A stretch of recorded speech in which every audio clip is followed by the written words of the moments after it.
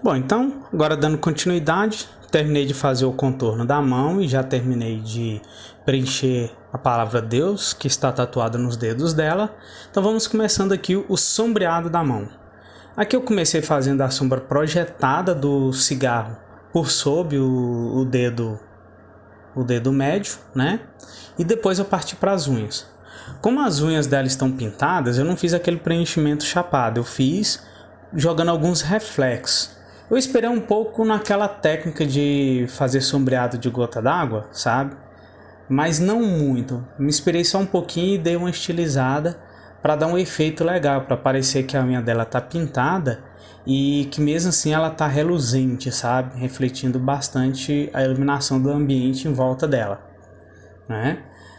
Só que é claro, isso aí também vai depender muito do tipo do esmalte que ela poderia estar usando. Se ela estivesse usando um esmalte fosco, por exemplo, o sombreado iria ser um sombreado normal. Mas como eu queria algo que fosse mais chamativo, né? Porque afinal de contas a mulher com o rosto todo pintado, ela não ia estar usando aí um esmalte discreto, né? Ok? Então, terminando de fazer a pintura do esmalte dela, aí eu já parto para o sombreado dos dedos propriamente dito. Levando em consideração a fonte de luz que eu já tinha definido, né? Vou jogando a sombra própria por sobre cada dedo. Como essa área aí não é muito grande, então eu não vi necessidade de usar o lápis. Resolvi fazer esse sombreado com a lapiseira mesmo. Com a lapiseira, o sombreado dela não é muito recomendável. Mas, como eu estava na intenção de usar o esfuminho, então o sombreado não precisava ser aquele sombreado bem feito, todo preenchidinho com todo cuidado. Basta preencher as áreas que eu tinha determinado para ser o sombreado, né? E fazer ele com bastante cuidado para fazer algo bem suave. Só isso. E aí depois pegar o esfuminho e passar por cima, né? Depois de passar o esfuminho por toda essa área do sombreado aí, sempre dá aquela parada, dá aquela olhada, ver se está tudo ok. E tomar cuidado para não borrar o que já está pronto. Nesse caso aí, como tinha a tatuagem da palavra Deus nos dedos dela, né, foi basicamente um erro meu. Teria sido melhor eu fazer o sombreado da mão todinho primeiro, para depois fazer o desenho da tatuagem por sobre o dedo dela. Então eu tive que tomar muito cuidado para fazer o sombreado do dedo dela, para não fazer a palavra ficar desfocada, né? Então, quando você for fazer aí, eu recomendo você fazer o sombreado todo primeiro, para depois fazer os traços. Do mesmo modo que eu fiz no rosto dela. Qualquer traço, qualquer desenho que eu fiz no rosto dela, eu fiz depois de ter definido o sombreado, ok? Então, fazendo o sombreado da mão, eu fiz a ordem da palavra Deus, né, errada, né? Eu fiz a tatuagem do Deus antes de fazer o sombreado. Só que ela também tem uma outra tatuagem na mão, que essa daí sim eu peguei para fazer depois que eu fiz o sombreado da mão dela. No caso aí foi uma âncora, né? Então eu fiz o sombreado e depois voltei com lápis para poder fazer aqueles retoques.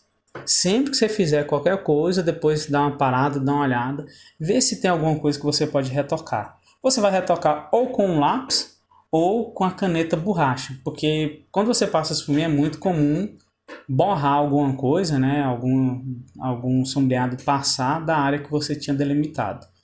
Então você vem com esfuminho e dá aquela ajeitada. Não foi o caso aí, né?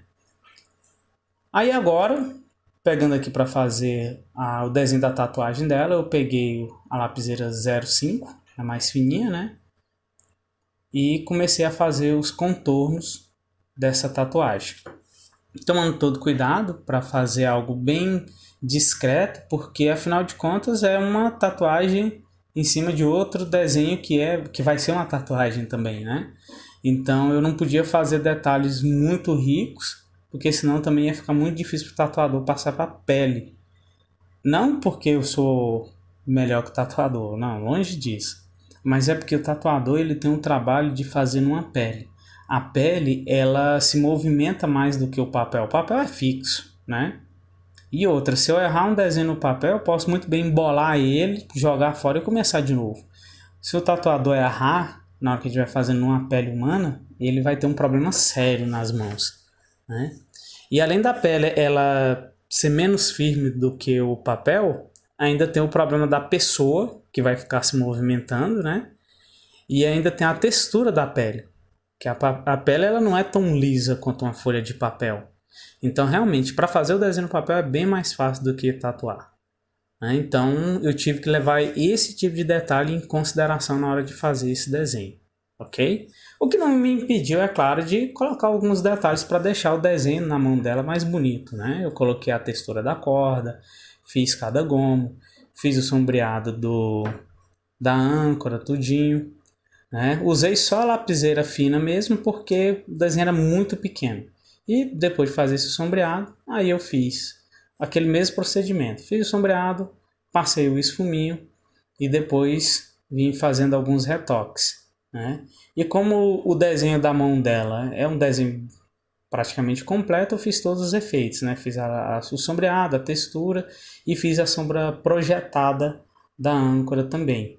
Para na hora que você olhasse o desenho ali, desse a impressão de que a âncora fosse um objeto que estivesse sobre a mão dela.